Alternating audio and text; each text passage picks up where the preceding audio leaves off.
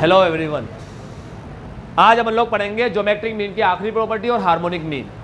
ठीक है, तो शुरू करते हैं ज्योमेट्रिक मीन और हार्मोनिक ज्योमेट्रिक मीन से। पेज नंबर अपन पढ़ेंगे 14.16। ज्योमेट्रिक मीन के अंदर पॉइंट नंबर 1, पहली प्रॉपर्टी बाकी रह गई थी, दूसरी पढ़ ली, तीसरी पढ़ ली, चौथी पढ़ ली। ठीक है, फर्स्ट पढ़ते हैं अब लॉगरिथम ऑफ जी। तो देखो पहली प्रॉपर्टी क्या है, आओ बड़े इज्जत के साथ समझते हैं और लॉगरिथम का मतलब भी समझा देता हूं क्या है। करूं स्टार्ट। बच्चों अगर मान लो हमारे पास वैल्यू दे रखी है 4, 8 और 16, अगर मुझे इसका ज्योमेट्रिक मीन निकालना है तो इसका ज्योमेट्रिक मीन आएगा 4 × 8 × 16, रूट की पावर 3 वैल्यू तो 3, 4 वैल्यू तो 4। अब अपन इसको सॉल्व करेंगे, सॉल्व करने पे हमारा आंसर आएगा 8। ये बात समझ गए? ठीक है, आओ दूसरी बात बता दो। देखो अब लॉग के बारे में सीख लो एक चीज। अगर ऐसे लिखा है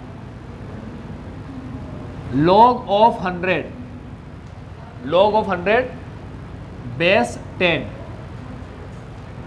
log of 100 बेस 10, इसका मतलब होता है कि 10 पे कितनी पावर लगाओगे 100 आएगा, 10 पर कितनी पावर लगाओगे 100 बन जाएगा। समर्थ बेटा क्या हुआ, सब कुशल मंगल, घर में सब चंगा? हाँ, कोई दिक्कत तो नहीं है, कोई परेशानी वगैरह? log ऑफ 100 बेस 10 का मतलब होता है 10 पे कितनी पावर लगाओगे 100 बनेगा। तो क्या आएगा इसका? ठीक है, तो log ऑफ 100 का लॉगरिथम अगर हम बेस 10 ले तो 2 आता है। log ऑफ 1000 बेस 10, इसका आंसर 3। अब ये समझ गए तुम लोग? अब मैं कुछ भी पूछूं बता दोगे? log ऑफ 81 बेस 9,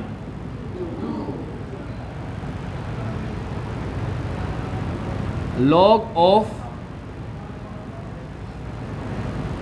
625 बेस 5,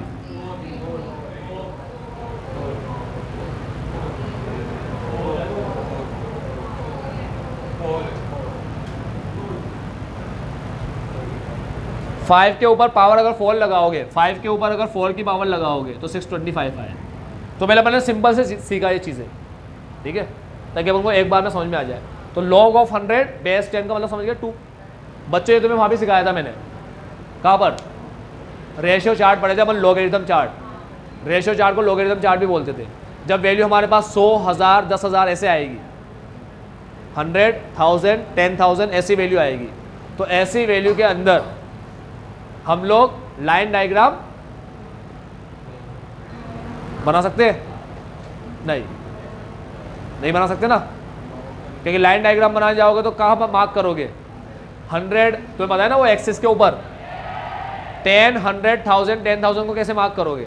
अगर तुम गिनती जो लिखोगे वो 10-10 की लिखोगे तो 10,000 पर पहुँचने में तो बरसों लग जाएंगे।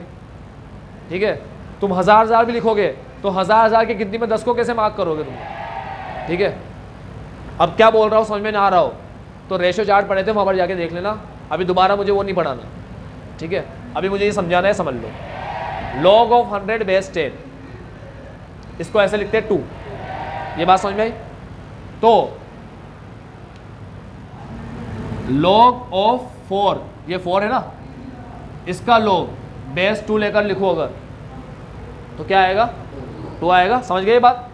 सारे बच्चे सीख गए ना अभी? लॉगरिथम को लिखना सीख गए? log ऑफ 4 बेस 2 लूँ तो इसका 2 आएगा। तो देखो ध्यान से, अब मैं लिखूंगा log ऑफ x। बच्चों ये सिंपल x है। अब x को मैं क्या बना रहा हूं? log of x। अब मुझे एक बेस लेना है तो मैं बेस में ले रहा हूं 2 ले लिया। अब पहला x क्या है? log ऑफ 4 बेस 2, तो क्या आएगा? 2 आ गया। दूसरा x क्या है? log ऑफ x में लिखूंगा log ऑफ 8 बेस 2,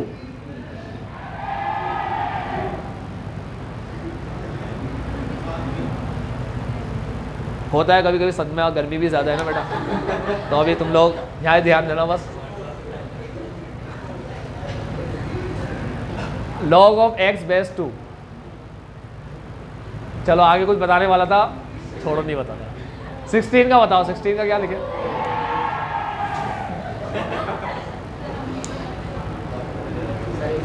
शादीशुदा लोग जो होते हैं ना, हस्बैंड जो होते हैं, तो उनको क्या धीरे आवाज़ सुनाई नहीं देती, उनको चीख ही सुनाई देती है। अब क्यों सुनाई देती है मैं तुम्हें बताऊंगा नहीं हो, ठीक है। तो उनको धीरे आवाज़ सुनाई होना बंद हो जाती है 1-2 महीने के बाद, शादी के 1-2 महीने चीख ही सुनाई देती है उनको जोर जोर से, क्योंकि दिन भर वो क्या सुन रहे होते, चीख पुकार। आ जाओ बच्चों,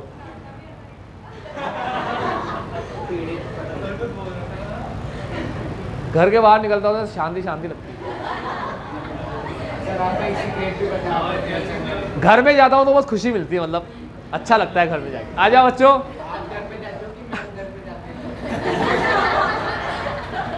बकवास बाद में करेंगे, ऐसे क्वेश्चन इसके बाद पूछा करो, वीडियो के बाद। 2, 3, 4 समझ में आया कैसे आया बच्चों? ठीक है। अब 2, 3, 4 से मैं अब 2, 3, 4 आ गया ना। अब 2, 3, 4 का मैं अरिथमेटिक मीन निकालूंगा। क्या निकालूंगा? Arithmetic mean. तो देखो कैसे निकालूं arithmetic mean. Arithmetic mean is equal to 2 plus arithmetic mean is equal to 2 plus 3 plus 4 divide by 3 is equal to 3, 4, 5, 5 और 4 9, 9/3 करोगे 3 आंसर आ गया। 3 आंसर अरिथमेटिक मीन। अब ये 8 है बच्चों, 8 का लॉगरिथम क्या आएगा? log ऑफ 8 बेस 2 करूंगा तो क्या आएगा? 3 आ गया। तो 3 को हम बोलेंगे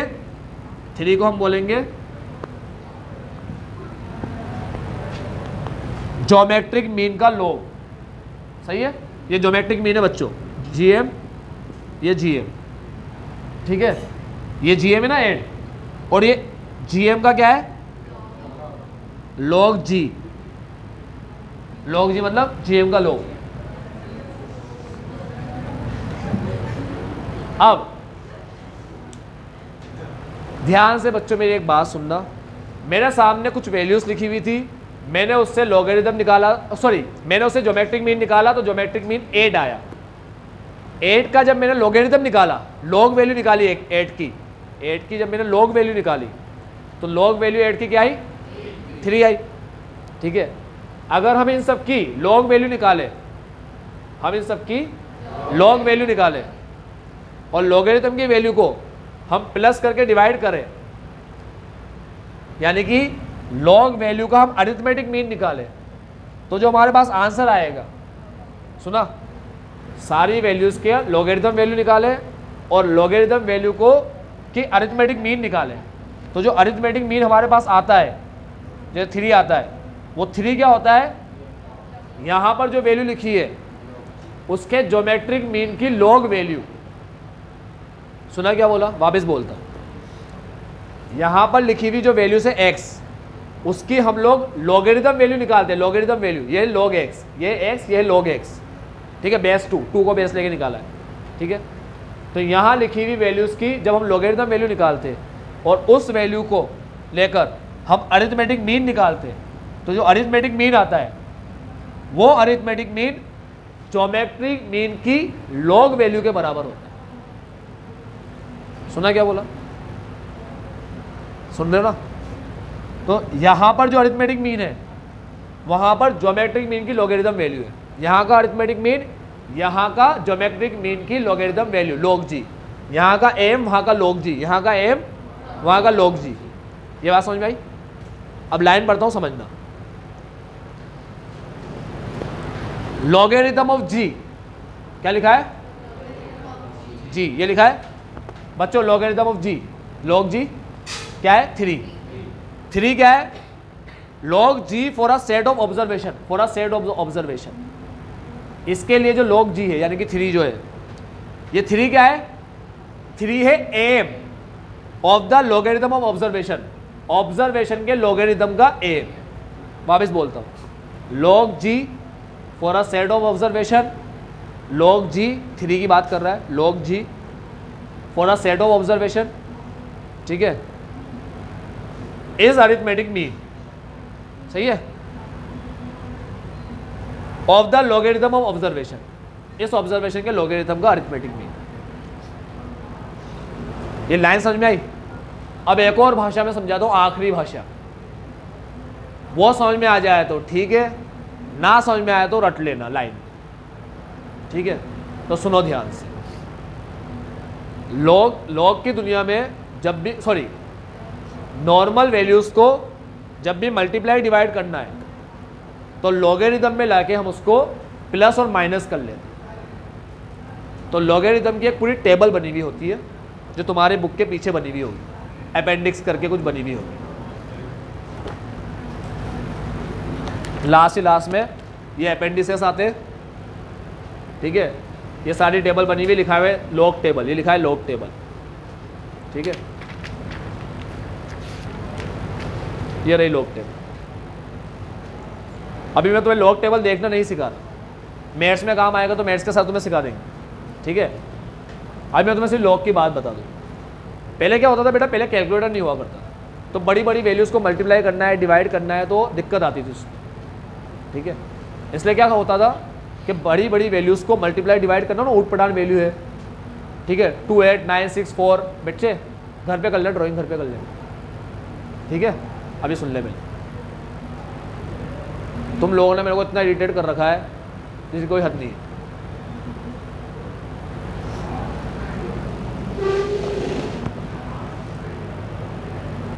हाँ तो सुनो बच्चों ध्यान से, पहले के लोगों को बहुत दिक्कत आती थी प्लस माइनस मल्टीप्लाई डिवाइड में बड़ी बड़ी वैल्यू, जैसे अभी 2496 डिवाइड बाई 2.48 लिखाओ, 4.96 लिखाओ, ऐसी वैल्यू को डिवाइड करना कोई इजी है क्या? नहीं ना। और जब तुम पढ़ाई कर रहे हो तो तुम्हें बार बार तो डिवाइड करना पड़ रहा है, तो बिना कैलकुलेटर के तुम इमेजिन करो पूरी पढ़ाई तुम बिना कैलकुलेटर कर रहे होते, कितनी बार ऐसे डिवाइड करते, खराब डिवाइड, उल्टे सीधे डिवाइड, एक बार कर लिया, 2 बार कर लिया, पूरी पढ़ाई डिवाइड मल्टीप्लाई की चल रही है। तो क्या बना दी गई, सबसे पहले लॉग टेबल बना दी। अब क्या करते हैं, लॉग सपोज करो लॉग एक कैलकुलेटर है, जब कोई भी वैल्यू लेकर यहाँ फिट कर दोगे तो ये कैलकुलेटर तुम्हें एक ऐसी वैल्यू दे देगा जिसको तुम प्लस कर दोगे ना, तो यहाँ पर नॉर्मल दुनिया में मल्टीप्लाई के बराबर हो गया। समझ में आया? तो जो चीज़ को नॉर्मल दुनिया में मल्टीप्लाई करते उसे लॉग के अंदर कन्वर्ट करके क्या कर दो, प्लस कर दो। फिर जैसे लॉग के बाहर निकालोगे ना उसको, ठीक है, जैसे अभी 2 नंबर है x और y, x और y को मल्टीप्लाई करके मान लो z आता है, z, अब हमसे मल्टीप्लाई नहीं हो रहा है xy, अपन से xy मल्टीप्लाई नहीं हो रहा, तो तुम क्या करो, x इंटू वाई को किस में ले जाओ, लॉगरिथम में ले जाओ, यहाँ ले जाओ इसको, फिर यहाँ पर एक नंबर बन जाएंगे ये आके a और b, ठीक। अब तुम इसको ऐड कर दो, यहाँ पर लेकर आए ना इस दुनिया में, तो ये क्या बन गए, ए बी बन गए। अब ए बी को क्या कर दिया मैंने, मल्टीप्लाई वाले नंबर को ऐड कर दिया, डिवाइड वाले को मैं माइनस करता, ऐड कर दिया। अब ऐड करके जब इसके बाहर निकालोगे तो तुम्हें क्या मिलेगा, z, ठीक है। और यहाँ पर x और y को मल्टीप्लाई करके क्या आ रहा था, z, यहाँ z, सॉरी, और यहाँ पर a और b को प्लस करके आ रहा था c को जैसे ही बाहर निकाला तो क्या बन गया, z, ठीक है, c बन गया z, और z नहीं बोलते z बोलते हैं, इसलिए मैं z बोल रहा हूँ। तो अभी ये z बन गया। समझ गए लॉग का काम क्या है? अब लॉग के अंदर कोई नंबर उसको बाहर निकालते एंटी लॉग से, लॉग का एंटी लॉग, तो किसी भी नंबर को लेकर आते हैं लॉग टेबल से लॉग के अंदर, एक टेबल देखते हैं उससे उस नंबर को लॉग के अंदर लेकर आते हैं, और लॉग से उसको बाहर निकालना हो तो एंटी लॉग का यूज़ करते हैं। तो अब इस नंबर को मुझे मल्टीप्लाई करना है और मल्टीप्लाई करके इसका आंसर z आता है। अब मेरे को ये बात पता नहीं है z आता है और मुझसे मल्टीप्लाई हो नहीं रहे, तो मैं इसको कहाँ लेकर आ गया, लॉग टेबल के अंदर लेकर आएंगे। अब ये क्या हो जाएंगे, प्लस करने हो जाएंगे, बस जो 2 नंबर को प्लस करना तो मेरे को आता ही है, तो 2 नंबर ये बदल जाएंगे, ये बदल के a और b बन जाएंगे और प्लस होकर c आ जाएगा। अब इसी को जैसे ही मैं लॉग के बाहर निकालूंगा टेबल के बाहर, तो ये क्या बन जाएंगे, अब समझ गए पूरा लॉग का प्रोसेस है ये, समझ में आया? इसीलिए जिस नंबर को मल्टीप्लाई करके जीएम निकालते हैं उसका log करके m निकाल लो, वही यहां पर आए हुए gm का log होगा, gm नहीं होगा। ये log में किए हुए कैलकुलेशन log में ही रहते हैं जब तक उसको बाहर ना निकाला जाए। समझो बात को, log में किए हुए कैलकुलेशन का आंसर भी log में ही रहता है जब तक कि log से बाहर निकालने के लिए यूज करते हैं एंटी log का। दो टेबल होती है, log की और एंटी log की। अब समझ में आया log क्या होता है? तो पहले के लोगों को मल्टीप्लाई डिवाइड वगैरह करना होता था बड़े बड़े नंबर का, तो उसका log सम ले लेते थे log, और log लेकर उसको क्या कर लेते थे, अब मल्टीप्लाई वाले नंबर का क्या करना रह गया, प्लस और माइनस। ठीक है, तो जैसे ही यहाँ पर लिखे हुए log जो मल्टीप्लाई होते, मैंने इसको क्या कर दिया, प्लस कर दिया प्लस। तो प्लस करने में जो मेरा आंसर आया, मतलब मीन आया, अरिथमेटिक मीन, तो वो क्या आया, यहाँ पर जो मल्टीप्लाई करके जीएम आता ना, उसकी log वैल्यू है 3। ठीक है, अभी भी अगर समझ में ना आया हो तो रट लेना। अब इससे कोई इजी तरीका नहीं है समझाने का। समझ में आ गया अभी सबको? कोई दिक्कत तो नहीं है? ठीक है, चलो। तो ये हो गए 3 प्रॉपर्टी खत्म। अब एचएम पे आ जाए सीधा। हार्मोनिक मीन क्या होता है, तो हार्मोनिक मीन सीख लो।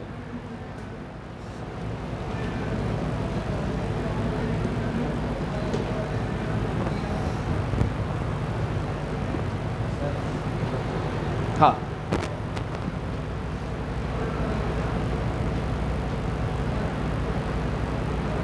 जो भी नंबर को मल्टीप्लाई करना है, उस नंबर को तुम log में ले आओगे तो फिर वो मल्टीप्लाई, अब उसको क्या करना है, प्लस करना है। प्लस करना अरिथमेटिक मीन कहलाता है। तो जो भी नंबर को मल्टीप्लाई करना है log में ले आओगे तो प्लस करना रहेगा, और प्लस करके जो आंसर आएगा वो भी log में ही आएगा। ठीक है, तो यहाँ पर मल्टीप्लाई करने में जो जीएम आ रहा है उसका log 3 है, तो यहाँ पर सीधा क्या आ जाएगा, 3 आ जाएगा। ठीक है, अब आगे बढ़ते हैं। अब एचएम पढ़ाता हूँ।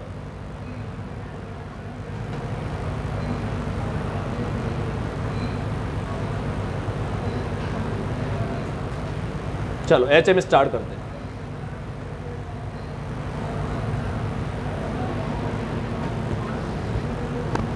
ध्यान से देखना। अब अगर मुझे इसका हार्मोनिक मीन निकालना है तो देखो इसका मीन कैसे निकालते हैं अपन। मीन तो निकालते हैं सिग्मा, अरिथमेटिक मीन लिख देता हूं। अरिथमेटिक मीन, अरिथमेटिक मीन निकालते हैं सिग्मा एक्स अपॉन स्मॉल है, स्मॉल है, ऐसे निकालते हैं ना। फॉर्मूला होता है, सॉरी फॉर्मूला ये होता है, और करते हैं अपन 4 + 8 + 16 डिवाइड बाई 3। अरिथमेटिक मीन ऐसे निकालते ना। ठीक है, अब क्या निकालना है, हार्मोनिक मीन। तो हार्मोनिक मीन ऐसे निकालते हैं, इसका रेसिप्रोकल कर देते हैं। तो ऊपर क्या आ गया, स्मॉल है, और नीचे क्या आ गया, सिग्मा एक्स। अब सिग्मा एक्स को भी रेसिप्रोकल कर देते, उल्टा कर देते उसको। ठीक है, तो सिग्मा एक्स नहीं लिखते, सिग्मा 1/x लिख देते। ये फॉर्मूला है हार्मोनिक मीन, खत्म। 2 बार रेसिप्रोकल करो, हार्मोनिक मीन आ जाएगा।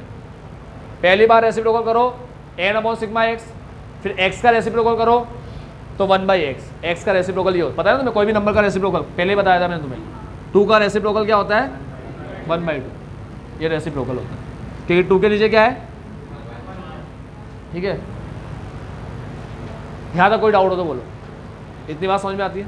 अब सॉल्व करने के लिए क्या करूँगा, देखो ऐसे करूँगा। यहाँ था x 4 8 16, x है 4 8 16, और यहाँ पर लिखना है 1/x, यानी 1/4 + 1/8 + 1/16, और ऊपर n 3। ठीक है, तो अब अपन कार्यक्रम शुरू करें। 3 1/4। अब एक कैसे मेरे को दे दो बच्चों, एक तुम्हारे पास रखो है, ये ले लूँ, ठीक है, ये बीच में रख लो। अब कैलसी में अपन करेंगे 1/4, हमारे पास आएगा 0.25, 0.25। 1/8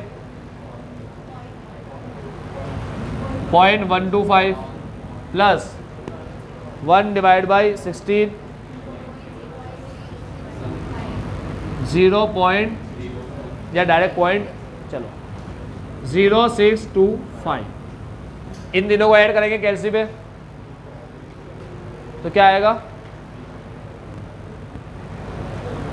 4375 आया, और GT दबा दोगे तब भी आ जाएगा। 3 डिवाइड बाई 0.4375, 3 डिवाइड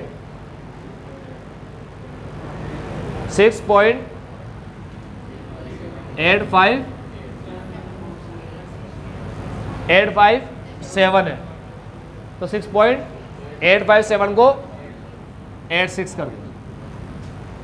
अगर समझ में आया हो तो ठीक है, ना आया हो तो दोबारा बताओ। 486 लिखा हुआ है, फॉर्मूला बोलता है x मत लिखो 1/x लिखो, तो मैंने 4 नहीं लिखा 1/4 लिखा, ठीक है। अब सिग्मा करना है, सारे 1/x को ऐड करते जाना है, तो मैंने 1/4 प्लस 1/8 प्लस 1/16 लिया, ये ऐड किया। सबको डिवाइड करके ऐड करूंगा, तो पहले डिवाइड कर लूँ, तो पहले डिवाइड कर लिया, फिर ऐड कर दिया, फिर 3 से डिवाइड करना है तो 3 डिवाइड बाई ये 6.86 आया। अब ये समझ में आया हो तो आगे बढ़े। अब सिंपल तरीके से कैलकुलेटर पे निकालना है, कैसे निकालेंगे सुन लो। कैलसी पे हम लोग निकालेंगे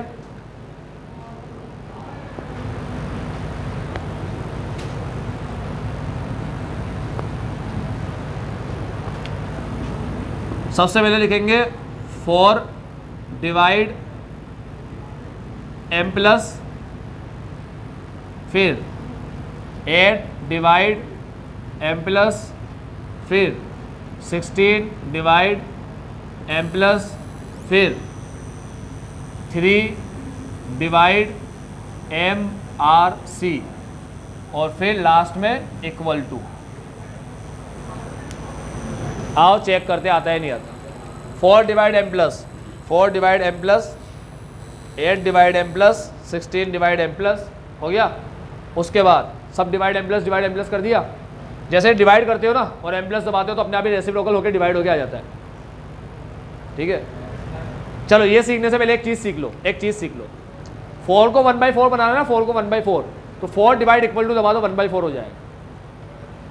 4 डिवाइड इक्वल टू बना दो 1/4 हो जाएगा, ठीक है। कैलसी में लिखोगे ना 4 डिवाइड, वो बताओगे नहीं किससे डिवाइड करना है, और इक्वल टू दबा दो, बिना बताए इक्वल टू दबा दोगे, तो कैलसी क्या करता है उसका रेसिप्रोकल कर देता है। जैसे 4 डिवाइड बाई 2 करूंगा तो क्या आएगा 2 आएगा। तो इधर देखो, इधर चीज़ें सीखो बच्चों, समझो, समझ के सीखो। 4 डिवाइड 2 किया इक्वल टू दबाया 2 आया। 5 डिवाइड 2 करूंगा तो 2.5 आएगा, लेकिन 4 डिवाइड के बाद बताऊंगा नहीं किससे करना है और सीधा इक्वल टू दबा दूंगा बिना बताए, तो कैलसी क्या करता है 4 का रेसिप्रोकल कर देता है, ठीक है। अब मैं क्या कर रहा हूँ 4 के बाद डिवाइड दबा रहा हूँ, इक्वल टू नहीं दबा रहा, इक्वल टू की जगह क्या दबा रहा हूँ m प्लस, क्योंकि m प्लस के नीचे देखो इक्वल टू भी लिखा हुआ है, ऐसे लिखा हुआ है m प्लस इक्वल टू, ऐसे लिखा हुआ है। तो जब तुम m प्लस दबाते हो ना तो m प्लस क्या करता है, अगर तुमने कोई कमांड दे रखा है तो पहले इक्वल करता है उसको, फिर m प्लस अपने अंदर लेता है। जैसे अगर 4 दबाकर m प्लस दबा दोगे तो 4 ही रहेगा कैलसी पे, 4 दबाकर m प्लस दबाओगे तो 4 रहेगा, लेकिन 4 प्लस 2 लिखकर, अभी 2 लिखा हुआ है, अब m प्लस दबाओगे तो 6 आ जाएगा, 6। m प्लस क्या करता है, m प्लस के साथ इक्वल टू भी लगा हुआ है। जब भी तुम कोई कमांड देकर m प्लस दबाओगे तो पहले इक्वल टू करेगा उसको, फिर m प्लस अपने अंदर लेगा, और नंबर लिखकर m प्लस दबाओगे तो सीधा नंबर को ले लेगा। तो कमांड लिखकर m प्लस दबाओगे तो इक्वल टू भी कर देगा, और नंबर लिखकर दबाओगे m प्लस तो नंबर को अपने अंदर ले लेगा सीधा, फिर इक्वल टू नहीं करेगा। समझ गए बात। तो अब मैं 4 दबा के क्या दबा रहा हूँ डिवाइड m प्लस, तो ये रेसिप्रोकल करके अपने अंदर ले लेता है 4 को, तो m प्लस 4 को लेता अपने अंदर, 4 के रेसिप्रोकल यानी कि 0.25 को लेता है। तो 4 divide m plus, 8 divide m plus, 16 divide m plus. MRC दबाओगे ना तो MRC में 0.4375 आ जाएगा, ठीक है। MRC होता है मेमोरी रिकॉल, मेमोरी में जो है उसको निकाल के बताओ, तो 0.4375। अब हमें लिखना तो है ही नहीं कहीं पे ये वैल्यू, इसलिए हम वैल्यू ना लिखकर क्या करते हैं सीधा 3 लिख देते हैं कैलसी में, 3 डिवाइड MRC। MRC दबाते हुए वैल्यू बाहर आ जाती है। फिर इक्वल टू दबाते तो 6.86 आ जाए। तो हार्मोनिक मीन निकालना सिंपल तरीके से टिपिकल होता है और कैलकुलेटर का यूज़ करके तो बिल्कुल बचकाना होता है। ठीक है, तो मीन निकालने के लिए तुम करते हो 4 + 8 + 16, 4 + 8 + 16 डिवाइड बाई 3 करते, 9.33 आता। ठीक है, ठीक। और हार्मोनिक मीन निकालने के लिए 4 + 8 + 16 नहीं करेंगे, 4 divide m + 8 divide m + 16 divide m +, 3 value है, तीनों को ऐसे कर दो, 3 वैल्यू है, 3 डिवाइड बाई MRC ऐसे कर दो। तो हार्मोनिक में ऐसे निकलेगा बच्चों। सीख गए निकालना? आ गया? अब ये ऐसा क्वेश्चन, इसको अपन ने हर जगह अपन ने इसको यूज़ किया। ठीक है, तो इस क्वेश्चन के अंदर ये अरिथमेटिक मीन क्या आया? 9.33। ये आ गया अरिथमेटिक मीन। और geometric mean, sorry harmonic mean 86 और ज्योमेट्रिक मीन 8 है। 4 × 8 × 16 करके पावर लगा देना √3, मतलब रूट की पावर 3 लगा देना। ठीक है, तो ये आ जाएगा ये। समझ गए? तीनों निकालना सीख लिए। आओ तीनों के बारे में एक रिश्ता बता दूं। क्या रिश्ता है बच्चों? सबसे बड़ा कौन है AM, GM और HM में? AM से छोटा AM is greater than GM। सही लिखा? सही लिखा है। GM से छोटा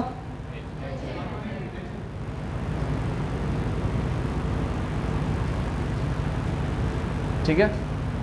कंपनी की दुनिया में चलते हैं AGM, एनुअल जनरल मीटिंग। ठीक है, यहां पर चलता है AGH, arithmetic mean, geometric mean, harmonic mean. देखो मैं तुम्हें बहुत बड़ा ज्ञान देता हूँ। अपन हर बार 4, 8, 16 लेते हैं एग्जाम्पल। क्यों लेते हैं? क्योंकि फिगर रटाई में आ जाए। ठीक है, अब ये फिगर ऐसी है कि 4, 8, 16 लिखते ही पता पड़ जाएगा ज्योमेट्रिक मीन तो 8 ही है। हमारे हार्मोनिक और अरिथमेटिक पता पड़े चाहे ना पड़े, ज्योमेट्रिक तो पता पड़ जाएगा क्या है। ठीक है, अब ज्योमेट्रिक पता पड़ गया, अरिथमेटिक मीन निकाल लेंगे, ऐड करके डिवाइड तो करना है। तो कभी रिश्ता भूल भी गए, ये रिश्ता भूल भी गए कभी, तो 4, 8, 16 लिखकर रिश्ता पता कर लेंगे। ठीक है, अब MCQ में आया AM is more than G is more than H, A is less than G is less than H, ऐसे लिखा हुआ आया, 4 ऑप्शन आए, तो अपन को पता पड़ जाए कौन सा ऑप्शन सही है। और अपन को समझ में ना आए, अपन कंफ्यूज हो जाए कि यार ये सही है या दूसरा वाला सही है, तीसरा वाला सही है। समझ गए ना? बदल बदल के लिखेगा वो कभी ऐसे लिख देगा A is more than H is more than G, कभी G more than H more than, ऐसे लिख देगा। तो हमें पता पड़े कि कौन सा वाला सही है, हम कंफ्यूज हो जाए। याद हो तो ठीक है, टिक लगा गया जरा, याद ना हो तो 4, 8, 16 ही से हमारे पास जिंदाबाद। इसका GM 8 होता है, AM HM निकालना पड़ेगा बस। इसीलिए अपन क्या करते हैं, हर जगह 4, 8, 16 लेकर बैठ जाते हैं। ठीक है, चलो एक और चीज़ बता दूं, इसे बोलते हैं more than equal to. AM जो होता है वो GM से बड़ा भी होता है और कहीं कहीं पे GM के बराबर भी होता है। ठीक है, GM जो होता है वो HM से बड़ा भी होता है और कहीं कहीं बराबर भी होता है। यानी तुम इस चीज को ऐसे लिख रहे हो ना, तो इसको बड़ा करके लिखना हो ना, मेहनत करनी हो ज्यादा, तो ऐसे भी लिख सकते हो A more than G more than H और A equal to G equal to H, ऐसे भी लिख सकते हो। अब तुम बोलोगे सर A बड़ा होता है G से, G बड़ा होता है S से, ये तो पता पड़ गया। यहाँ पर सबसे बड़ा कौन है? A बड़ा होता है G से और G बड़ा होता है S से, ये तो पता पड़ गया। ये इक्वल टू कब होता है? मैंने तुम्हें बता ही दिया, सेम हो। ठीक है, अगर 5, 5, 5, 5 ये लिखा हुआ है, 5 + 5 + 5 + 5 20 डिवाइड बाई 4, 5 आ जाएगा। इसका GM निकालो, 5 आ जाएगा। HM तो ये पता है 5 आएगा, कर लेना। 5 divide M plus 5 divide M plus 5 divide M plus. अब देखो ऐसे मत करना, ऐसे करना। देखो एक सिंपल तरीका बताता हूँ। 5 डिवाइड, एक बार M प्लस, 2 बार M प्लस, 3 बार M प्लस, 4 बार M प्लस, खत्म। समझ गए ना। जब पता है हर बार 0.2 आना है तो बार बार 5 divide m plus 5 divide m plus क्यों कर रहे हो? क्या करेंगे देखो 5 डिवाइड 1 2 3 4 4 बार कर दिया। 4 divide by MRC equal to, sorry आपने 3 बार दबाना था, अरे 5 डिवाइड 1 बार 2 बार 3 बार 4 बार दबा दिया। अब 4 लिखूंगा, डिवाइड दबाऊंगा, MRC दबाऊंगा, इक्वल टू कर दूंगा 5 आ गया। वापस 5 डिवाइड m प्लस, फिर m प्लस दबाना है 5 डिवाइड m प्लस। बार बार क्यों करेंगे? जब 5 डिवाइड m प्लस करके 0.2 ही आता है तो इसे 4 बार डालो ना m प्लस में। एक बार तो डाल दिया, अब 3 बार और डाल दूंगा, 2 3 4, ये हो गया 4 बार चला गया m प्लस में। अब क्या करना है? n को लेना है, n है मेरा नंबर ऑफ आइटम है 4 डिवाइड MRC इक्वल टू 5 आ गया। समझ लो, यानी अभी 5 को 15 कर दो, 15 डिवाइड 1 2 3 4 बार डाल दिया। 4 डिवाइड MRC इक्वल टू, ये आ गया एग्जैक्ट 15। तो बच्चों अभी जिस बच्चे ने भी, जैसे लड़के ने कहा मैंने सोल्व कर लिया, तो इसने 5 डिवाइड 4 बार ही किया होगा ना, 5 डिवाइड। ये चीज़ तुम्हें सीखनी है, ये समझदारी तुम्हें लगानी है कि 5 अगर बार बार आ रहा है तो बार 5 divide m plus 5 divide m plus क्यों कर रहे हो? 5 डिवाइड बस m प्लस बार 15 आ रहा है तो 15 डिवाइड, एक बार m प्लस, 2 बार m प्लस, 3 बार m प्लस, 4 बार m प्लस, खत्म। एक ही नंबर को बार क्यों ले रहे हो? समझ में आया? जितना ज़्यादा कैलकुलेटर चलाओगे समझदारी से उतना स्मार्ट बन जाओगे बच्चों। कैलकुलेटर स्मार्ट ही ऑलरेडी, ठीक है। स्मार्ट कैलकुलेटर तभी काम आएगा जब तुम्हें स्मार्ट बनोगे, ठीक है। अपन स्मार्ट नहीं है, क्या काम आएगा अभी, ठीक। तो तुम्हें स्मार्ट बनना है, इसके लिए ये ऑलरेडी स्मार्ट बना हुआ है तुम्हारे लिए, ठीक। समझ गया कैसे करना है? HM, ये HM की प्रॉपर्टी है, AM HM GM की प्रॉपर्टी है, ठीक है। अब आगे क्या बोलता है? हाँ, अब लाइन पढ़ता हूं जिसको टिक लगाना है। अब लिखो, for a given set of non zero observation, क्या लिखा है? Non zero.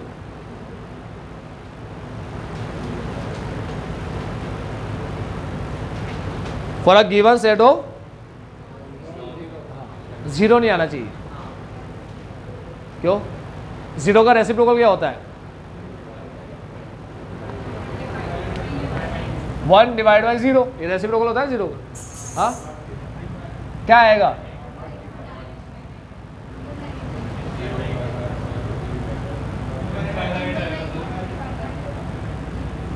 Infinite.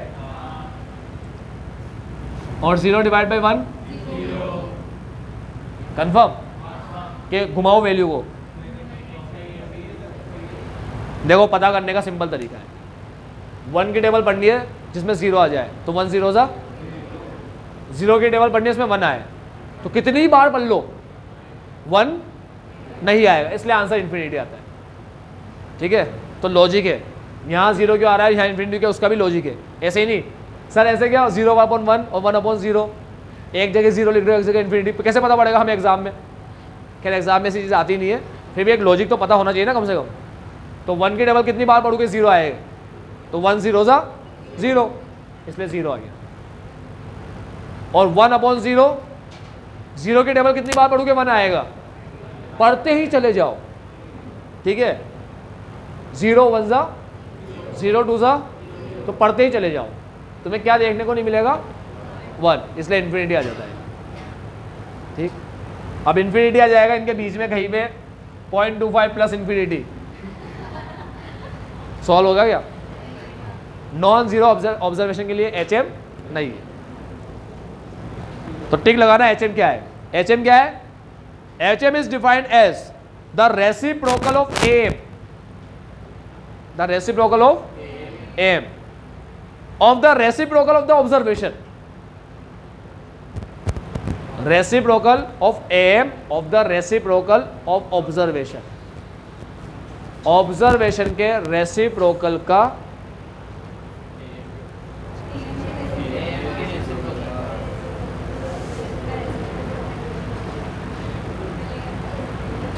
Reciprocal of AM of reciprocal of AM of reciprocal of observation, reciprocal of AM of reciprocal of observation. ठीक है, ऑब्जर्वेशन के रेसिप्रोकल का reciprocal AM, observation के reciprocal का reciprocal AM, मतलब ऑब्जर्वेशन के रेसिप्रोकल का AM होता ना तो कैसे होता, ये सिग्मा एक्स अपॉन एन है। अगर इसके रेसिप्रोकल का एम होता, इसके रेसिप्रोकल का, तो इसके रेसिप्रोकल का एम ऐसा होता, सिग्मा 1 अपॉन एक्स एन। देखो इसको बोलते हैं एम, ठीक है, ऑफ द ऑब्जर्वेशन, इसको बोलते हैं एम ऑफ द, इसको बोलते हैं AM of the reciprocal of observation, और इसको बोलते हैं reciprocal AM of the reciprocal of observation. समझ गया अभी? तो सुनो, इसको बोलते हैं AM of the observation, AM of observation, इसको बोलते हैं एम ऑफ रेसिप्रोकल ऑब्जर्वेशन। एक बार रेसिप्रोकल यूज हुआ ना, अब इसको भी घुमा दूं ऐसे, घूमने से ये बन जाएगा ना, ठीक है, तो उसको बोलेंगे reciprocal of AM of reciprocal of observation. ठीक है, वो थोड़ी रेसिप्रोकल दो बार आता है, बच्चा थोड़ा कंफ्यूज हो जाता है। अभी समझ में आ गया ना, तोड़ के बताया तो ठीक है। So if a variable X assume N non zero values, कितने भी वैल्यूज हो नॉन जीरो, मगर नॉन जीरो, तो फिर फॉर्मूला ही आ जाएगा, नीचे फॉर्मूला लिख रखा है, वही फॉर्मूला जो अपन ने लिखा है। बस ये लोग क्या करते हैं, एक्स के साथ आई लिख देते हैं, क्योंकि मैथमेटिक्स में आई यूज होता है। ठीक है, इसलिए 9 10 जहाँ पे भी तुमने मीन पढ़ा होगा, 9 में आता है या 10 में आता है या दोनों में ही आता है? तुम पास करके आए हो 10 अभी रिसेंटली थोड़ा, हाँ अरे कोविड में पास करके आए हो, फिर भी ऐसा गलती से नजर पड़ गई हो कहीं बुक पे गलती से भी नहीं पड़ी, ये भी सही बात है, मैथ्स पे नजर डालेंगे। ये तो बताया तुम्हें अभी किसके लिए मैंने, इंडिविजुअल सीरीज के लिए। अब डिस्क्रीट और कंटिन्यूस में भी सीख लो बच्चों। डिस्क्रीट और कंटिन्यूस में से इतना सा फर्क हो जाता है, क्या फर्क होता है यहां बता दूं या रब कर दूं?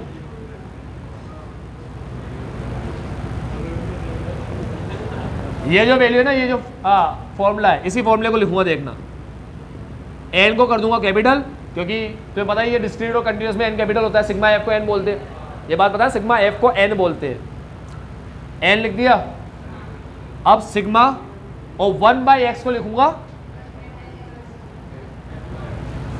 f/x, इतना हो जाता है बस, ये इतना सा चेंज आता है इन दोनों। ज्योमेट्रिक मीन में f(x) की पावर बन जाती है, x1 की पावर f1, x2 की पावर f2, x3 की पावर f3, याद है? और यहां पर 1/s f/x बन जाता है। ठीक है, तो कैसे आएगा, सॉल्व कैसे होगा देख लो भी।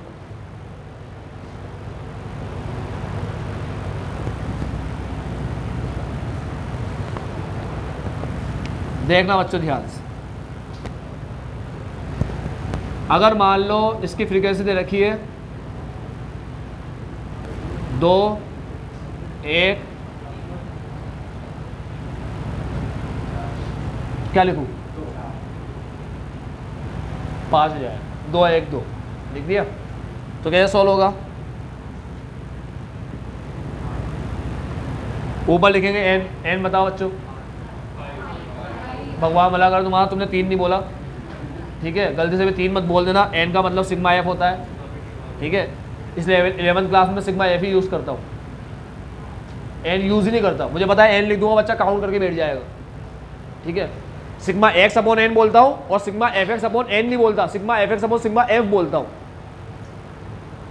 ठीक है। वो एन बोलते बोलते क्या गलत आदत पड़ जाती है, फिर आदत ही बिगड़ जाती है अपनी। ये 5 आ गया, ये 5 लिख दिया।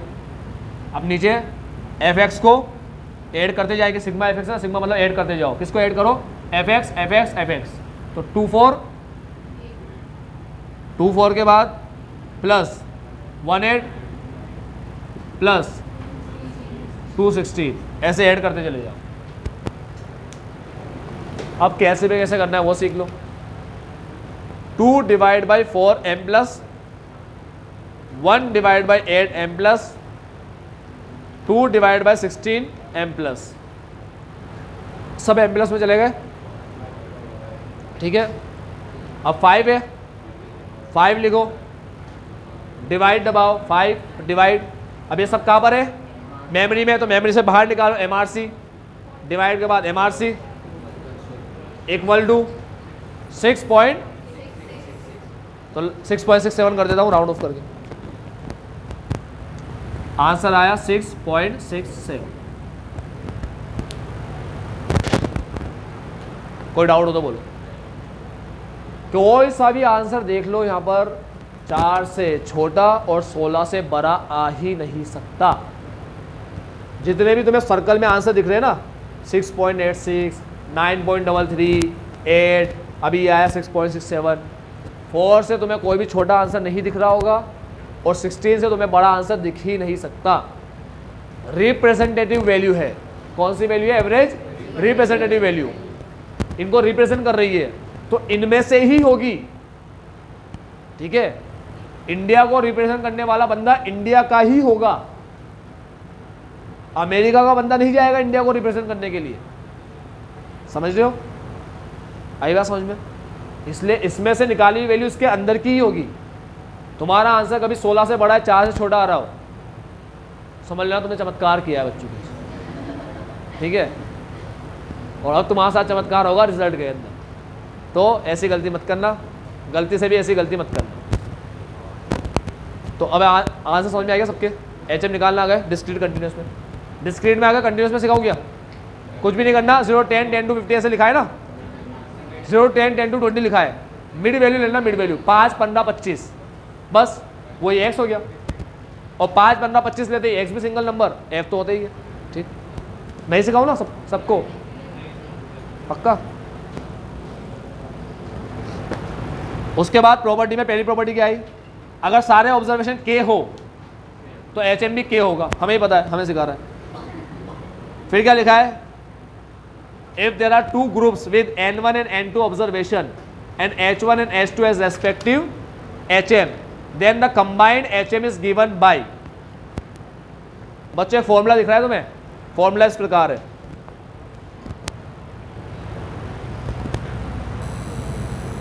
ये हटा दो अभी,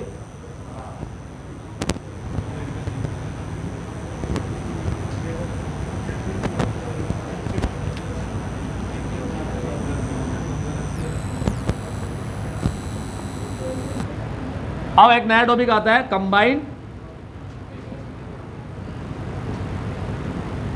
कंबाइंड HM। फॉर्मूला लिखा है बुक वाले ने, N1 plus N2 upon N1 upon H1 ही है ना, प्लस N2 अपॉन, अब ये याद करना पड़ेगा क्या, अगर करना पड़े तो मैं कोई ट्रिक बता दूं, नहीं करना पड़ेगा, ठीक है। और नहीं करना पड़े तो अपन आगे बढ़ जाए, करना पड़ेगा क्या, नहीं बताओ ट्रिक बता दूं। बच्चे एक बात याद रखना, चाहे कंबाइंड AM हो चाहे कंबाइंड HM हो, कुछ भी हो, उसमें डिस्क्रीट सीरीज का फॉर्मूला लगता है। जैसे क्वेश्चन में 2 HM दे रखे, एक HM है, देखो क्वेश्चन में 2 HM दे रखे, H1 दे रखा है क्वेश्चन में 4 और H2 दे रखा है 8, 2 की जगह 3 भी हो सकते, 3 होंगे तो ऐसे कंबाइन करेंगे, N3 ऐसे करेंगे, ठीक है। चलो H1 H2 लिखा हुआ है, साथ में N1 N2 भी लिखा हुआ हो, N1 N2, सपोज करो N1 N2 लिखा है 2 और 1, ठीक। अब अपन निकालते हैं ये फॉर्मूला यूज करके, तो फॉर्मूला यूज करेंगे तो N1 plus N2 3 upon 2 divide by 4 क्या ऐड क्या कर रहे हो, और N2 यानी कि 1 डिवाइड बाई S2 यानी कि 8, 1 डिवाइड बाई 8,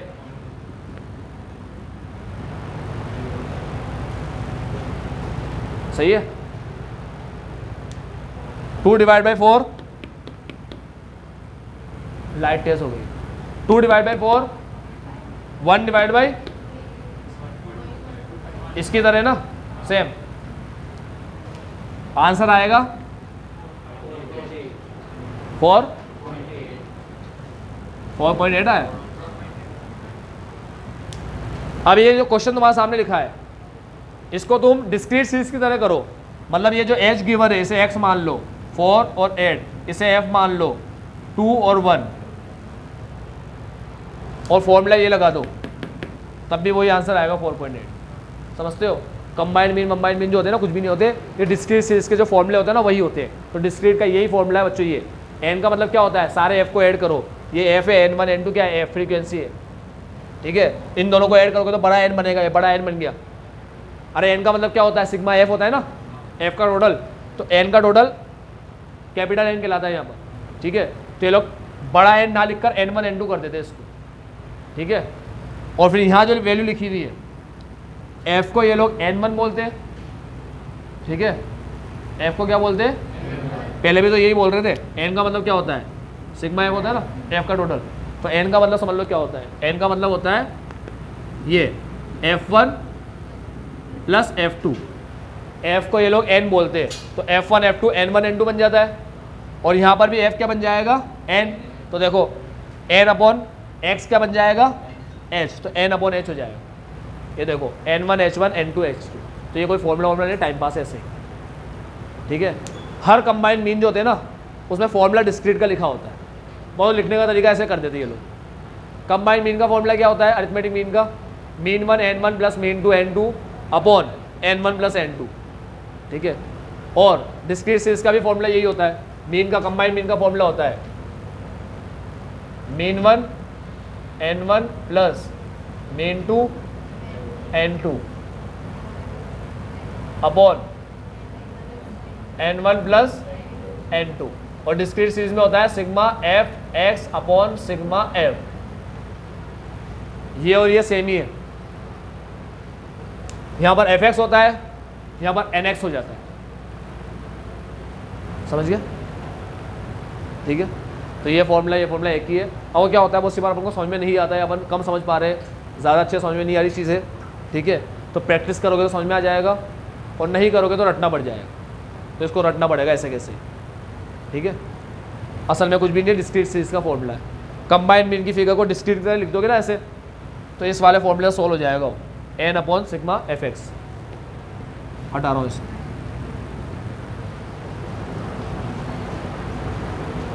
फोर्टीन 14.15 वाला इलस्ट्रेशन तुम कर लेना, 4 6 10 वाला। 14.1.16 भी कर लेना।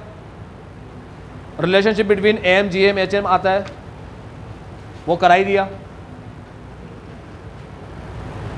उसके बाद ये लोग लिखते हैं सीधा वेटेड एवरेज, ये लिखते हैं, ठीक है।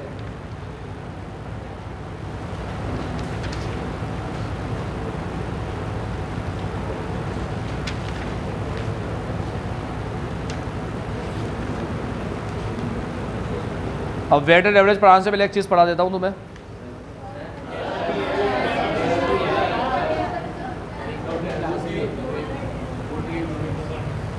कुछ बोला, चलो ठीक है, देख लो जो बता रहा हूँ अभी।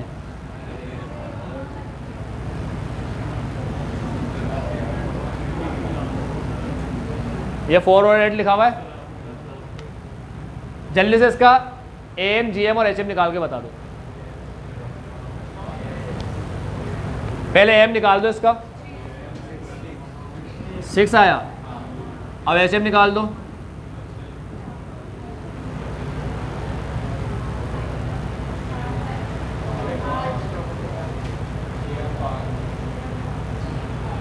एम निकालो, एच एम कह रहा हूँ, एच एम निकालो।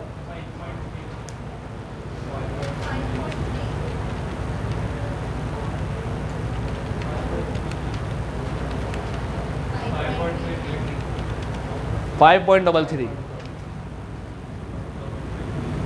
ठीक है। अब जीएम निकालते हैं।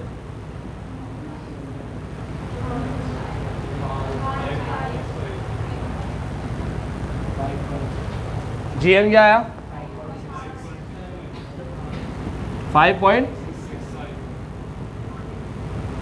या 6 वो करके अच्छा एग्जैक्ट 66 आया, अच्छा राउंड ऑफ करके बताया तुमने 5.66 आया, ठीक है, ये GM आया।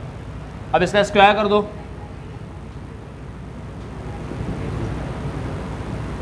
GM का स्क्वायर क्या है 32.035, 0356 भी है, बाहर में जान दो 6, ये आ गया। अब इन दोनों को मल्टीप्लाई कर दो, क्या आ रहा है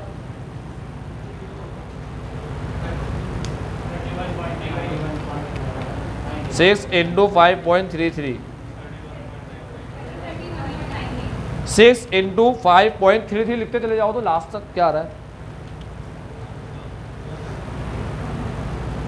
32 आ गया, 32 लास्ट तक 33 लिखते जाओ, 5.33333 लिखते जाओ, 31.999 आया ना, 32 हुआ ना, 32 वो 32 नहीं आता एग्जैक्ट, मगर वो 32 ही हुआ, समझते हो तुम ये बात।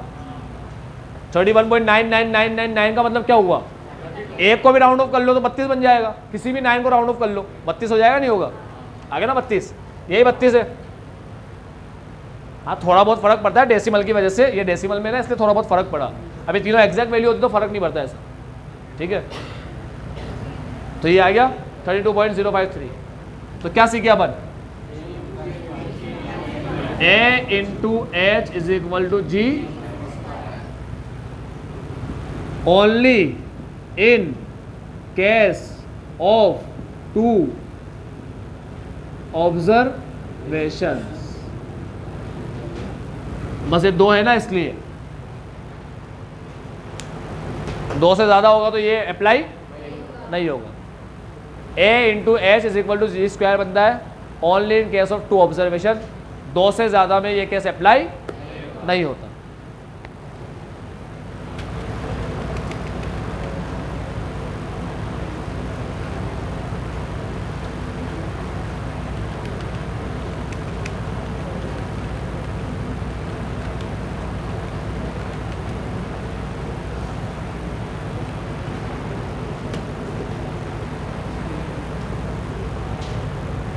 ठीक है, तो ये रिलेशन होता है, सारा रिलेशन पढ़ लिया अपन ने AM GM HM के बीच में। 2 ऑब्जर्वेशन के केस में जनरली ये रिलेशन होता है, 2 से ज़्यादा होता है थोड़ा फ़र्क पड़ जाता है रिलेशन में, ठीक है, मतलब ये रिलेशन रहेगा तो सही मगर थोड़ा फ़र्क पड़ जाएगा उसके अंदर, ठीक है, अगर 2 से ज़्यादा ऑब्जर्वेशन है। बस आज के लिए इतना ही, bye bye, take care, have a nice.